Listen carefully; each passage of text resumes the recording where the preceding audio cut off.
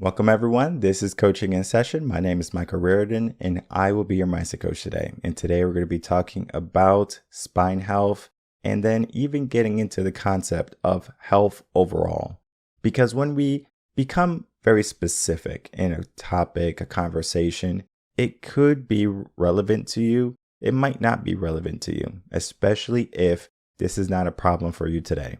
Now, I could say, hey, you might not have any back pains today, but you might have back pains in the next 5 years.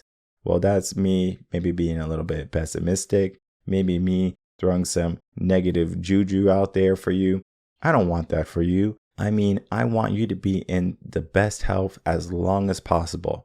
Sometimes there's going to be things out of your hand, for example, a car accident. Maybe you're just driving along, minding your business, doing what you're supposed to be doing. But then there's a driver who got distracted, wasn't paying attention. Now there's a car accident, car wreck, and you have to go through the healing process. And you might be saying, why me? Why does this happen to me? Well, sometimes the world is going to give you things and you have to just deal with it. Not deal with it in the sense of you do nothing, or deal with it in the sense that you take it sitting down. Because there's great stories, amazing stories of people learning how to walk again, or healing from an injury that doctors would have never thought was possible before.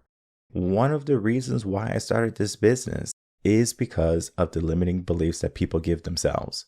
People will say, oh, I reach a certain age, I'm supposed to have back pain. I'm supposed to be fat, or I'm supposed to be overweight.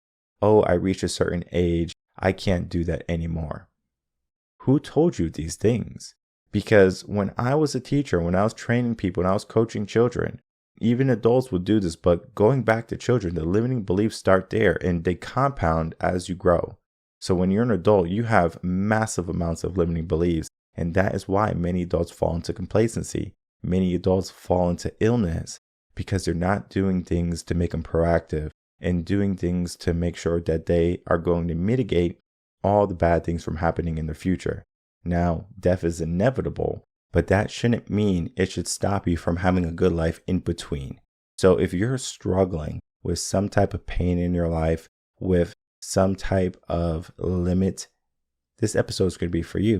Because not only are we teaching education, we're talking about the idea, the concept of growing up and growing into the person that you are today. Whether you have went through a hardship, gone through an injury, are in the healing process, are perfectly fine, and you want to maintain what you have, or maybe you waited a little bit too long and now you're trying to heal, trying to recover, trying to find an answer. And I have good news for you. Today, we're going to be looking for that answer with my guest, Lysander Jim. Welcome, Lysander Jim, to Coaching in Session. How are you doing today? I'm doing well. Thanks for having me. Of course, today I have you on as a spine doctor. First time on Coaching in Session that we have a specialty like yours. And I am so excited to have a conversation with you because we are going to be talking about back health. And we're going to be talking about something that people don't really recognize until they're maybe in their late 50s, 60s, and they're hunched over and they're having a hard time walking from here and there. And there are going to be things that people can be doing to make sure that their back is in the best health, and maybe even give some tips and tricks for people at the end of this so they can start to implement them today rather than try to fix it later on in life. But without me telling your whole backstory, please tell the world who you are, what you do, and how you help. Well, I'm a spine doctor. I also treat immune conditions in my clinic in California. And my passion around back pain started around the time I read a book called Low Back Disorders by Professor Stuart McGill. In the book, he talked about how biomechanics, which is your posture, your movements, your activities, affect how back pain starts and how back pain continues. And that by modifying those and other factors, many people who are stuck in chronic pain can be helped. When we look at the biomechanics of the past, are they different than what you're experiencing today? That's a great question. I mean, if we're talking about why a back injury started, it's usually from what's called cumulative forces. So that means there's all this past stuff that has happened that led to the injury. Maybe analogous to getting a heart attack. It's not because you ran on the treadmill today that you got it. It was a lot of stress or diet, inflammation that happened in your body. And that's similar with many cases of back injury. And connecting that to the present day, that's kind of the linchpin in all of this is how you continue to carry yourself, move, and the exercises you choose or don't choose are keeping you potentially in pain. Interesting. Because if we look back at, let's say, 60s, 70s, we had workers going out, heavy construction, and maybe eventually they would have some back pains. But today we have a very easier life or a much easier life than the construction workers of the past. Not saying construction workers today have it any easier, but we do have better technology, better machinery. But a good majority of people, they work from home. And so they're sitting all day. They're maybe laying down more because, again, they're working from home. It's easier. The pandemic didn't make it any easier on people, but yet many young individuals, they're having more back pains or sciatica issues. Do you think it's because of our habits or is it because of just genetics? Genetics plays a partial role in developing back pain, but I think that the paradox you're touching on is there's this belief that loading and overloading causes pain. So now we have a whole generation that is effectively underloaded, like they're sedentary and they still have high levels of pain. And the reason this could be in part is moving too little. I mean, it's almost like think about the development of knee arthritis. If you move too little, will that keep you from getting knee arthritis when you're older? It's actually not true. It actually will. You can create an injury much faster if you're trying to run 100 miles every single week. But then under conditioning, under training is actually a risk factor too. So your discs are weaker, your muscles aren't toned, and you also have no movement skill and wisdom. So I can sit here in a chair all day and I can get a bad case of back pain, or I can get the flu or COVID and lay in bed all day. And many people develop back pain from being sedentary. So I think that moving too little is dangerous and moving too much is dangerous too, in terms of muscle and joint health. The last thing I want to kind of just present to the audience before we really get into the conversation is how we are situated, like our body posture. So, for example, I'm sure you might have seen it maybe just, walking in the streets of California. Maybe you go for a hike, you see people kind of looking down on their phone like this, and they're not in a correct posture. They're slouched, and then that becomes their normal way of walking. So when they walk into a grocery store, they're looking down. Maybe even if they don't have their phone, it's almost like they get stuck there. Do you find that to be common? Yes, I mean the what you're describing is maybe the neck is flexed all the time, the spine's rounded, and there's even a loss of awareness of not just the physical body, but the general environment. And yes, that is a risk factor for developing back pain because the back and the spine, it thrives usually with the right combination of movement and activity, and also the right combination of how the person holds themselves. And usually there's a sweet spot that's known as neutral, where the head is more or less level, and then the spine is in a position where the discs, ligaments, and muscles they're not stretched and they're not really bent one way or the other either. If we're having these lifestyles where our shoulders are rounded in front of our computers, we look down on the phone, then those factors, you're going to have an overload of bad posture, and then you're going to slowly kind of wear down. The disc is probably the first part that will wear down, but other injuries can develop from that as well. Okay, great. And let's start to look at the healing process. So let's say someone comes to you with back pain, let's say lower back pain, just to kind of give it a more specific answer. They have a lower back pain and they say that they have been experiencing this for years and they've been taking just medicine to kind of cope with it. What would be some of the things you do first for this individual to help them relieve some of that pain and then to heal that pain so it's not going to be there for the rest of their life? First, I would observe and see what their patterns of posture, their patterns of movement. I would talk to them about their lifestyle. And now that gives you a certain picture. So maybe for your listeners, it would be helpful to give a specific case, for example. So let's say there's a gentleman who's in his 60s now, and he says, oh, when I was in my 20s, I was a smoke jumper, worked as a firefighter. And so right off the bat, you think, oh, this person, his spine has probably taken a few jolts. He's had an adventurous life. And then I would do, physical exam. And what that process, this clinical assessment is intended to do is to determine what the pattern is. And one of the key aspects of it is what are the patterns of postures, movements, activities that create the pain? And what is the kind of pain? Is it the back? Is it the leg? Is it both? In some rare cases, we see patients who also have bladder and bowel symptoms. Maybe they're incontinent or have, erectile dysfunction. Depending on what signs I'm picking up and reviewing the spinal imaging, that's going to tell me, hopefully, the anatomic diagnosis and also the functional diagnosis. So let's say that particular gentleman, his spine was very kind of crusty and arthritic, and he struggled to stand up tall now.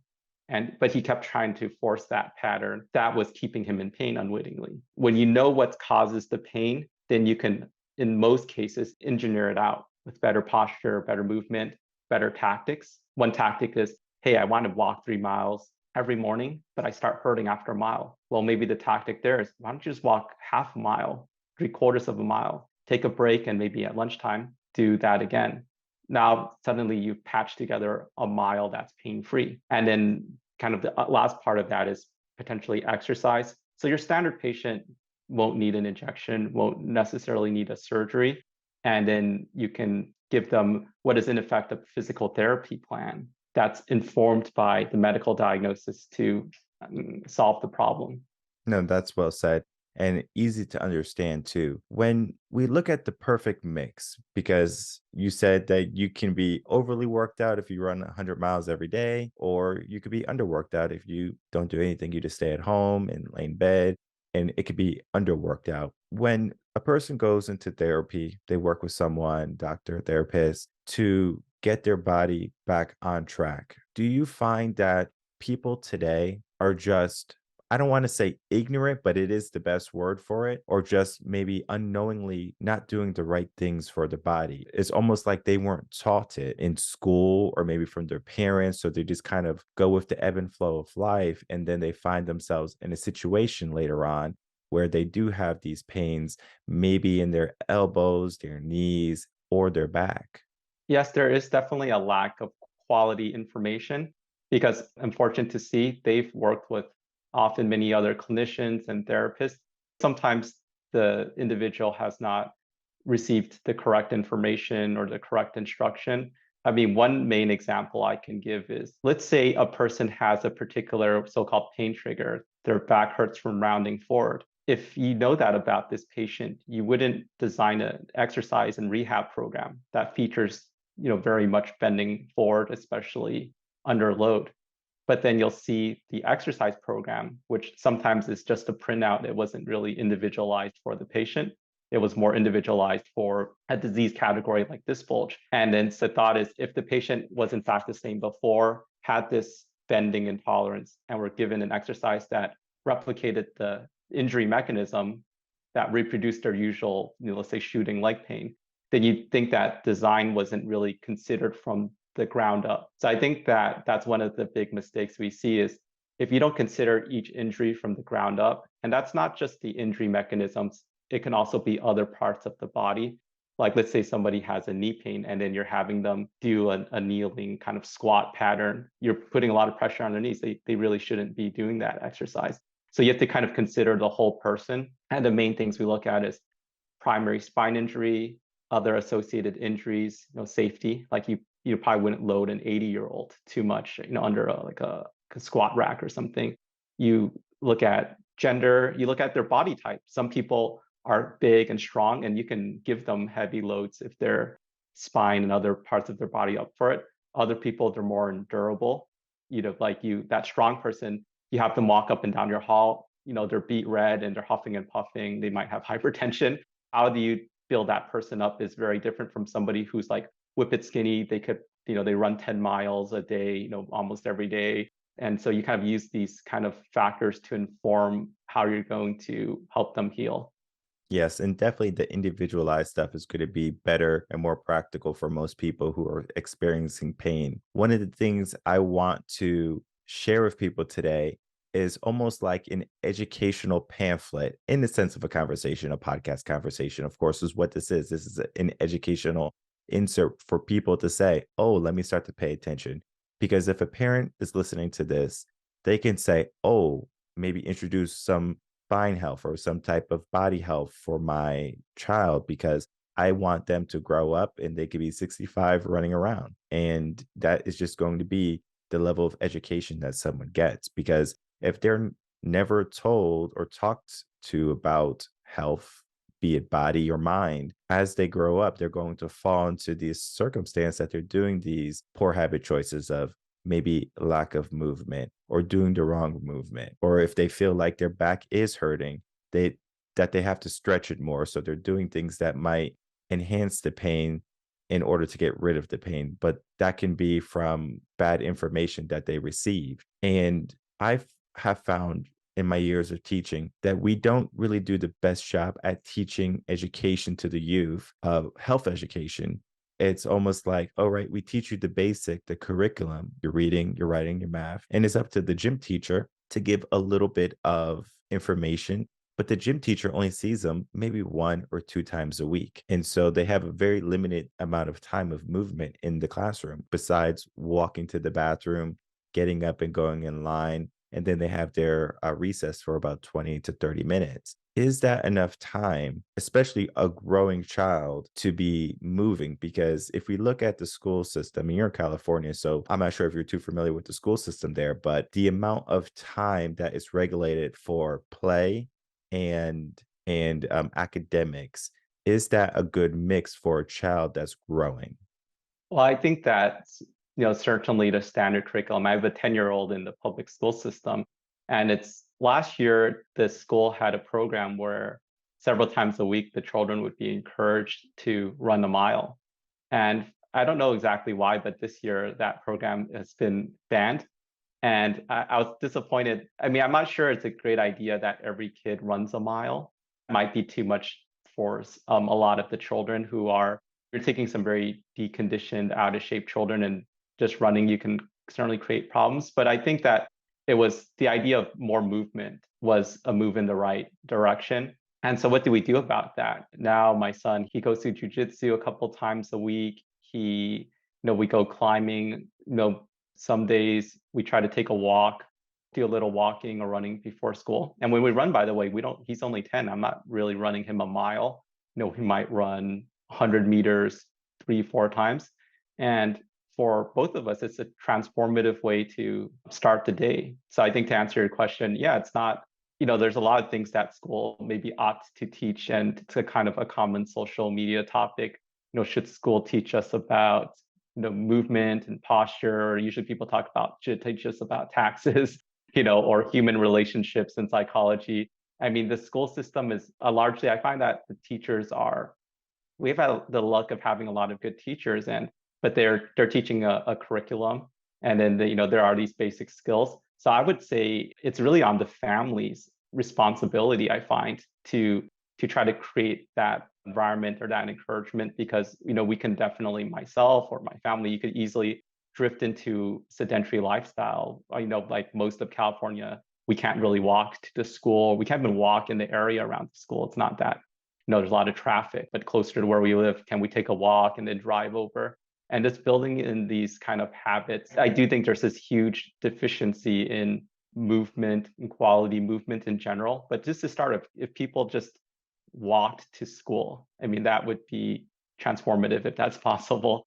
So I don't know about you, but if I don't get some activity in, it's hard for me to stay present and focus and read. And then I'm not having to sit there for many hours a day anymore, having gone through this, a lot of education to get where I am. Yes, I stand with you on that. The first thing I do in the morning or when I wake up, it's like gym. I have to get going. And it's not even so much about like lifting heavy weights and getting the muscle. It's about just having the action and moving. I can walk on the treadmill, maybe a steady state incline, I could do a little bit of Stairmaster, lift some weights and do some pull-ups, push-ups, planks, things along those lines. It's all about moving for me. I want to get into the gym and move because most people who fall into depression, they don't realize that one of the reasons they fall into depression so deeply and so quickly is because they start to mitigate their movement, meaning they stop doing as much movements. For example, someone who is typically depressed, maybe going through a hard moment in their life. They lost a job, a loved one, whatever it be. They might sit in their room or home on the sofa watching TV, whatever, but they sit still. And eventually, if you have someone wonderful in your life, a friend, a family member that comes in the house and says, "When's the last time you took a bath? When's the last time you left the house?" And then they get them out of that situation and get them moving. And from there, they start to repair or fix the or get out of the depression because they started moving. And moving has such a powerful impact. As you said, one of the things I think the school was trying to do was implement more moving for the students. I'm sure there was probably some type of problem with staffing it. Maybe teachers didn't want to do the walks anymore. We don't have the staff to do this, so we can't facilitate it for the children. And it's sad because it is going to be dependent on the parent to make sure that their kids are in some type of extracurricular activity, be it a sport, a martial art, doing things together, going to the park, doing those sprints, doing walks just around the track. That can create a lifestyle that's going to help adults when they are finally older be more conscious of how their body's operating. I'm not sure if you have heard this before, but typically someone might reach 45, 50 years old and their back starts to hurt. And they say, "Oh, my back is hurting because I'm old." Do you think there's some truth behind that logic of someone just saying, "I'm 50 and I'm old and my back hurts"? Like, are you supposed to be 50 and your back hurts? Or is that a fallacy? I don't find that it's age dependent. I mean, typically back pain doesn't affect children as much. I mean, oftentimes, early onset back pain in children usually can indicate some big injury or a bigger problem. But usually from kind of start of young adulthood, 20s, we have patients in their 20s, 30s who have back pain. It strikes often well before middle age. But I mean, I think your question was kind of getting at is kind of back pain an inevitable part of life? Because I think some of the stats will point, it varies, but they'll say, well, at some point in your life, at least 80% of people are going to develop, some episode of back pain.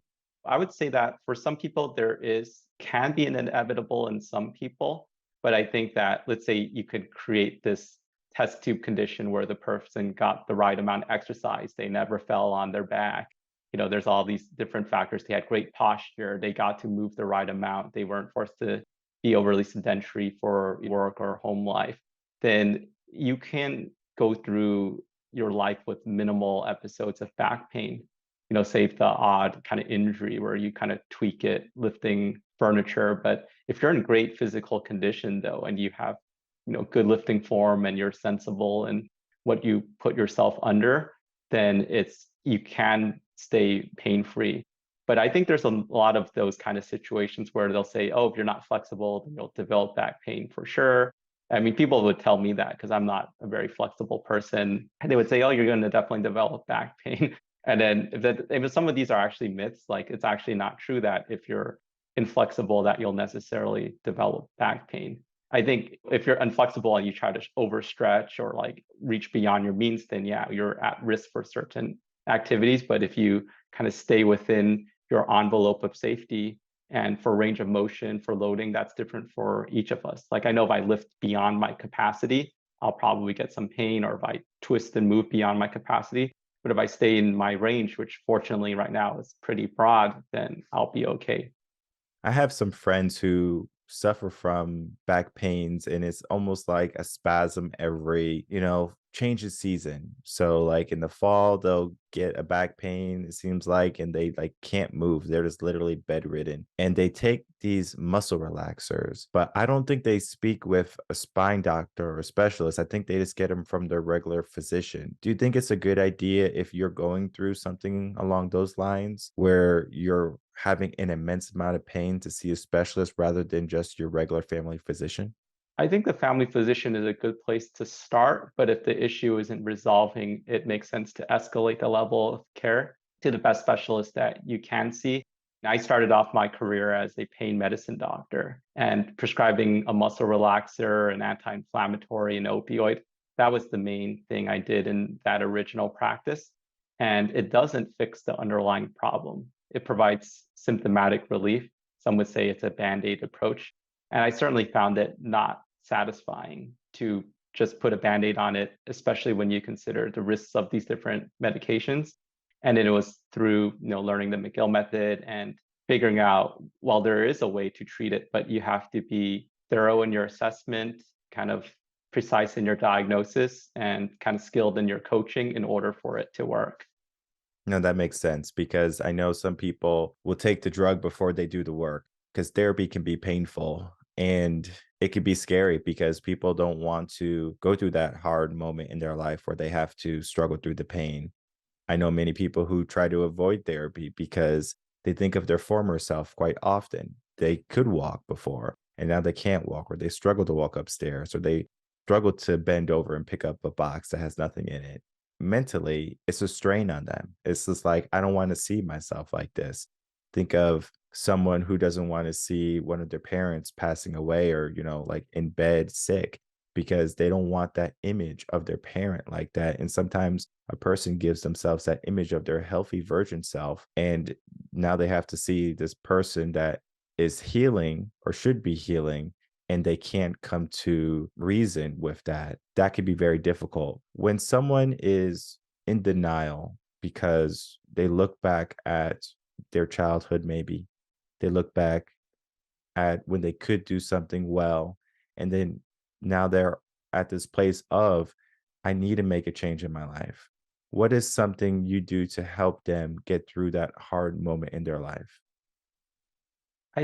Start with meeting them where they are. I mean, I try to acknowledge, for any of us, if you could do something or had something before and you lose it, then it's a difficult process, and there's a huge psychological component to rehabilitation and healing. But what I'd like to do is just bring it to the present and say, well, here's where you are. And in some cases, there is a prospect to getting back to your full pre-injury conditions. And sadly, in some cases, you can get better, but you might not get all the way back. It just depends on where the person is. And then I think a lot of it is kind of context. So sometimes people will say, oh, I'm really sad because, my pain is all gone, but I still can't golf yet. And then I kind of just give them some context. I would say, well, if you were in very severe pain before and you have no pain, that's actually a huge victory. And then, of course, you want to build on that and regain function. But usually the first step is you want to wind down, that is, get rid of the pain, and then you build function and robustness afterward. And we have some general ideas, based on the type of injury and how sick they are, of where they likely can get. But then I always just say, well, if you want to get to, Z, you got to kind of get through a couple of things, and then that will inform how well you're likely to get to this end destination. But it reminds me of this interview I heard with Arnold Schwarzenegger. He's promoting his great book, by the way, Be Useful. And then he's just talking about aging and how his body is not as awesome as it used to be. And he says, well, it's not a big deal for a normal person because he's like, their bodies were always crappy, but then, but he had this like world renowned physique. I see that too in my patients. I mean, some of them are or have been so athletic, like they were just killers, like they mixed martial arts, jujitsu when they were young, and now they're 60, 65, and they still want to take out the next generation, right? They're training with 20 and 30-year-olds. And I try to, explain to them about how you modify. I mean, even these like legends, they're still not, they're not competing anymore. And, you have to kind of make that transition. But I think it's a broader thing about accepting kind of life and mortality and decline. I mean, you don't want to like lean into a decline, but then it's almost like there's some things that you would expect. Schwarzenegger isn't going to be as jacked as he was when he was 30 and winning Mr. Olympias. And then that, for him, it takes some coming to terms too. And I can understand for someone like myself, I never had celebrated physique, so I'm not going to stress out, oh, hey, I'm almost 40 now. And then I'm on not as cut or big as I was when I was in high school and college. No, that makes perfect sense because people who hold themselves to high standards, they keep that mindset with them until later age. You could look at army veterans who just have that battle orientated mindset, even in a nursing home. They're just those reluctant, stubborn individuals, but that's what they needed to have in order to thrive in that situation that they were in. And then we look at the concept of like a runner, for example. I just read the book, How Bad Do You Want It? And it talks about all these runners who would go for first place in their heavy training regiments and things along those lines. And it was this one runner, I forget his name, but he had won the race, I believe, three or more times. And eventually he was getting older. He still ran the race, but when the news media asked him, "Hey, do you plan on winning?" He goes, "No, I just plan on doing the race." Because he knew his limitations. He knew there was younger people who were in a better physique than him, maybe the same strong mindset, and he can bow out, but still do the thing he loved, which was running. And at some level, we have to understand that just because we were this person who could walk and to do all these amazing things, we shouldn't belittle that idea of our former selves. It is who we are, and where we were doesn't have to be where we are today or tomorrow. If you need healing, why not get it, right? If you need some maintenance work on yourself, why not do it? Many people are so quick to ignore it, to say that I don't want to push because it's not going to be the same. People are quick to throw out something that's broken, whether it be relationships or their own health. They see the divide or the gap or the chasm of what they have to do and where they are. So I want to, promote you because what you do is help people heal from back injuries and help people understand good spine health. But for that to happen, people have to be aware of it. It's not just something that, oh, I woke up and I have back pain. Well, why did that happen? Do you have a bad mattress? Do you have bad habits? All of these things need to be looked at.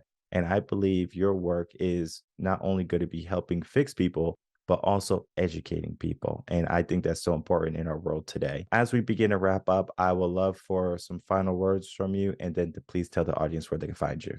All right. Well, yeah, thanks for having me. I mean, I think most back pain can be resolved. And, I just hope that, people, if they want additional resources, I have a book I published recently called Specific Spine. And then I have a number of blog articles on my website, masterymedical.com, where they can learn more about a range of common conditions people come into us for. Perfect. And I'll make it easy. I'll definitely put the book description for people to find, to purchase, and to understand because, again, we're in a technological world where everyone's going to Google for the fix and they're trying all these different things. But I mean, even when I had my car accident in 2010, I believe, I went to go see a specialist and it was the best thing for me because I couldn't even do a sit up. It was that bad. And when I was done with my therapy process, trust me, it did not feel good, but after I felt great. And I'm very aware of my back, my spine, my health because of that accident. We can learn to heal. If you are struggling with pain in your life right now, do not sit in it. Do not try to just do the band aid approach. Learn to heal from it. And I think you're going to be a great asset in anyone's corner to get them back to health. I want to thank you so much for coming on, spending some time, and talking about the work that you do.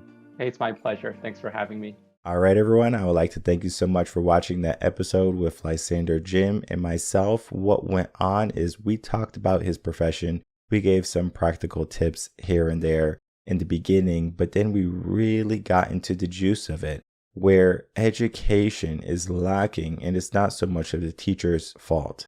We're not going to call our mom or call our grandma or grandpa, whoever, dad, and we're going to call them and say, hey, the reason why I have back pain is because of you. All right. I'm so mad at you. We're not going to do that. The past is the past. But what we can do is we can help the next generation. This is going to be the powerful things that we can do. Because if I'm always in the mindset of I'm the victim, I'm suffering, I'm struggling. How can we focus on helping other people know what we went through? This is wisdom right here, because wisdom is I went through it and now I don't want you to go through it. For example, let's say you have a parent who lost all of their teeth because they didn't want to brush, they didn't want to floss. Now they're telling their kids, make sure to brush and floss, otherwise you're going to end up like me with no teeth. Maybe that's enough to ignite, let me brush and let me floss my teeth. Maybe when they're 30 or maybe when they're 40, they still have their teeth because they're doing the things to help those teeth stay in their mouth, to be healthy. But health is not just teeth. It's not just your weight. It could be how your body naturally works. If you feel a certain type of way because of an injury, because of a limitation that you gave yourself, guess what? You can be considerate. You can have some self-compassion. Of course, we need that. Understand that if you can't do a cartwheel anymore, don't do a cartwheel because it could hurt you. One of the reasons why I don't do cartwheels, I'm almost certain I can do a cartwheel, is because of that. There is a limit that I've given myself because I have to ask myself, what would I gain from doing a cartwheel? I'm not in the Olympics. I will still go to the gym. I'll still do all these crazy things in the gym, mountain climbers all day. This is not about can I do it or can I not do it. It's will I have some benefit from doing this cartwheel? But yet we do basic things every single day. And people don't appreciate those basic things until they're gone. Until you can't walk, until you can't run, until you can't move at all maybe. So there may be things that you miss when they're finally gone or broken. But there are going to be things that you can do today. You can not only educate yourself, but you can implement strategies and maybe get a wellness check and say, you know what? I want to make sure I'm in the best possible health for long term. Because if we know anything about life, it can be good, it could be short, it could be long. Because if we know anything about life, tomorrow is not promised, but yet many people, they have the aspiration to live a very long, healthy and happy life. Healthy and happy. Would back pain make you healthy? Would back pain make you happy? Most likely not. So what can we do today to make sure that in our future, maybe we have the money, maybe we have the house and the cars, all the accolades, everything is going good for us. But what about your health? What does that cost? That's priceless. The remedy, the cure for it, or to make sure that you have it long term, is to do the work today. You're not going to floss your teeth and brush your teeth when they're falling out already. The same thing with your body. If your back is hurting, we need to get it back. And no pun intended. If you are struggling to move, we need to get you back to being mobile. The limits might be there. The pain might be there. Let's start where you are. And I can tell you a great place to start. Check out the links below. Check out Lysander's book and begin a better journey of health. And don't stop there, people. What I want you to do is I want you to share that with the next generation that you're going to be raising, that you're going to be a part of, that you might have some type of touch or reach to. And just tell them your story and tell them what you went through and tell them how they can be in a better position. Because what we should be doing is helping the next generation be the best possible generation rather than saying they're the weakest generation to come. It's a very tough mindset. I have arguments all the time on social media because people think I'm attacking a certain gender, a certain race, or a certain generation, when really I'm just making your weaknesses so relevant so you can turn them into strengths. And if you're not aware of your health, how can you do the things that you want to do later in life? You have to be in peak optimal condition. Think of it as 100%. Think of it as your cup overflowing. When you're in the best health possible, you can do so much more. And that more can bring about so much more abundance, happiness, and longevity in your life. So reach out today to get that.